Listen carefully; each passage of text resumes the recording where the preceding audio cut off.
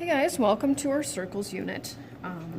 Normally when I say to students, we're going to be studying circles, I hear things like, oh yeah, I remember calculating the circumference of a circle and I can calculate the area. Absolutely nothing to do with that. And if memory serves, it's all brand new stuff. So today's lesson is going to be only on vocabulary. This unit has 3 parts, 3 experiments. And I'll be doing the experiments, of course, for you, but if you're interested in participating in those, you'll need a protractor. So just like any other unit in math, vocabulary is very important. And this is one lesson you might have to listen to a couple of times and practice a little bit more because some of these words will be new. And when we do the experiments as well as the applications, if the vocabulary is not there, and I don't mean the definition of what these terms mean. I just mean understanding where they are in relation to the circle. This could be a little bit of a challenge. So bear with me here. I'm going to start with just a definition of what a circle is. And I know when I say to students, what is a circle? Everybody just likes to, myself included, put your finger up in the air and draw it, right? Because we all know what it looks like. But the actual definition of it is a little interesting. So looking up here, it says a circle is the set of all something in a plane meaning a two-dimensional object is what we're looking for, equidistant from a given point. And so all of the points on the circle are the same distance from this one, which is the center, right? And the circle is made up of an infinite number of points, right? There's this one here. I mean, you can see where I'm going with this. But the distance between the center and all of these points is the same, and you know what that's called, right? We'll get to that. So this one here, chord, that'll be our second experiment. And I'm going to give you all the vocabulary, but I'll definitely try to reinforce the ones that we need when we're about to do those experiments. So a chord of a circle is a segment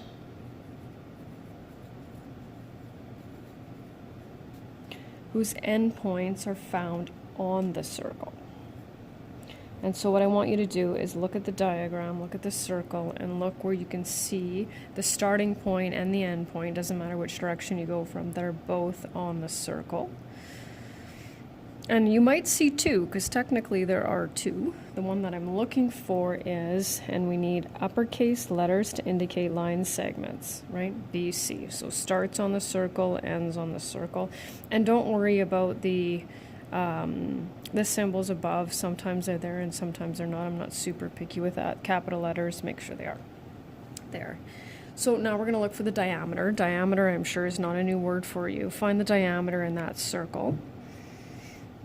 What letters, capital letters, correspond with the diameter? I'm going to go there first. KM. Okay. And so it's a specific something. And so oftentimes when I say this, students will be like segment, which is totally correct. But let's go a little bit more specific. It's a new word that we just learned.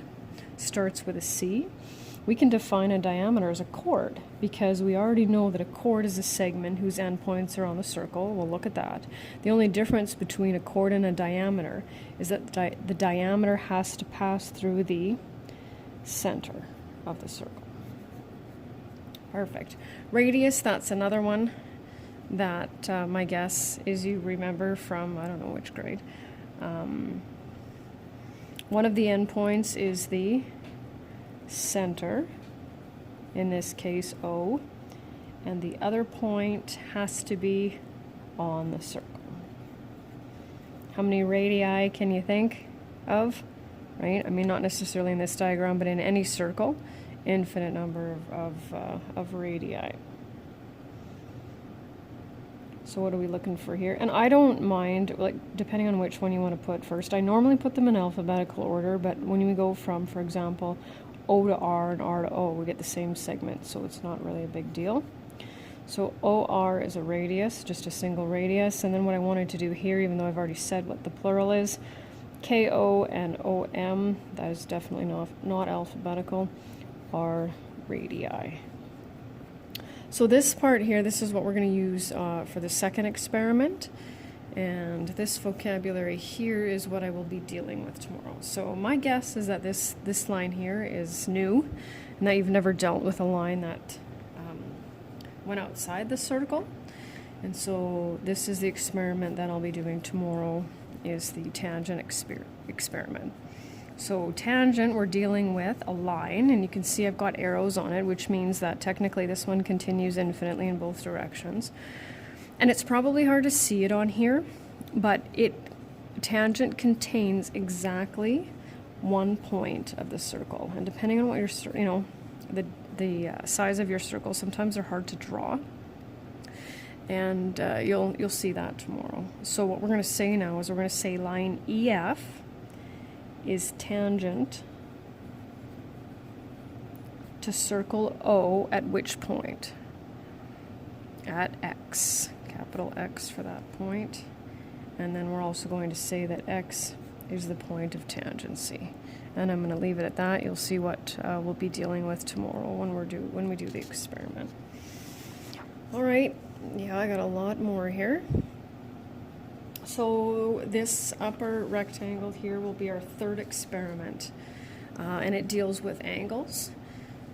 Not necessary to have your own protractor. Normally what I would have done is I would have given you protractors on overhead, and we would have cut them out. But if you happen to have one, you'll be able to do the experiments with me if you want. So two types of angles. We're going to be dealing with central angles and inscribed angles. These ones are not too bad. It might look a little complicated, but a central angle has its vertex at the center, right? So it's nice to be able to look at it and say, okay, central angle, vertex at the center. And of course, that's where the rays meet. So this right here, I'll shade it in for you, is a central angle. And so there are two ways we can label these angles. Angles either need to have one letter or three. So we want to make sure that O is in the center. So we can either call it angle AOB or angle BOA. Doesn't really matter.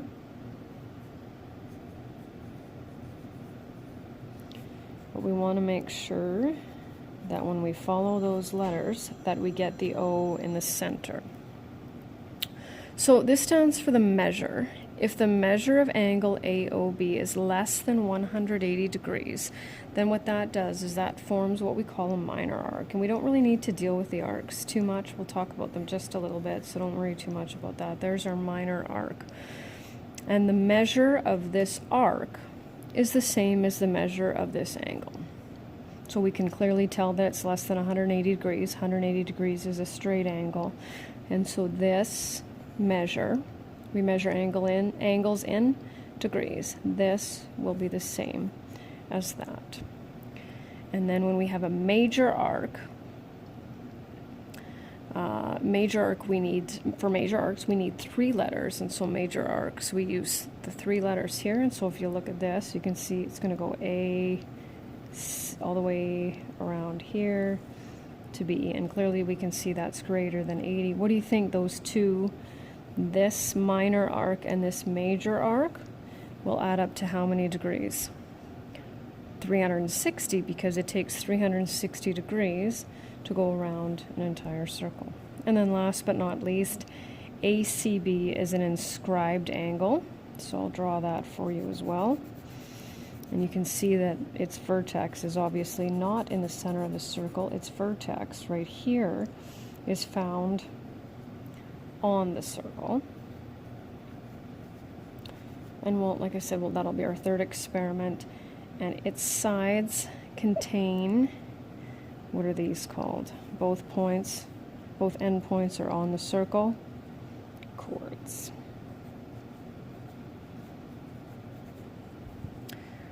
So I've included the blank notes. I've also included answer keys as well, just for the notes, in case you want to just take a look at that without referring back to the video. So what I think you should do here is pause the video, and there's some vocabulary there. Take your time with it. Go back through the notes. It's very important to understand the vocabulary,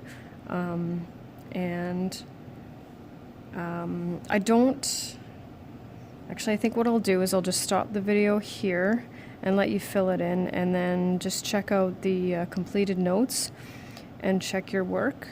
There's just a short assignment that again deals with that, and before I get going on the experiment tomorrow, we'll do a little snapshot with the vocabulary as well. So again, hope you guys are doing well, and keep working. We don't have too many units left, so that's good to know. And feel free to email me any questions or post any comments. All right, we'll talk to you tomorrow. Bye.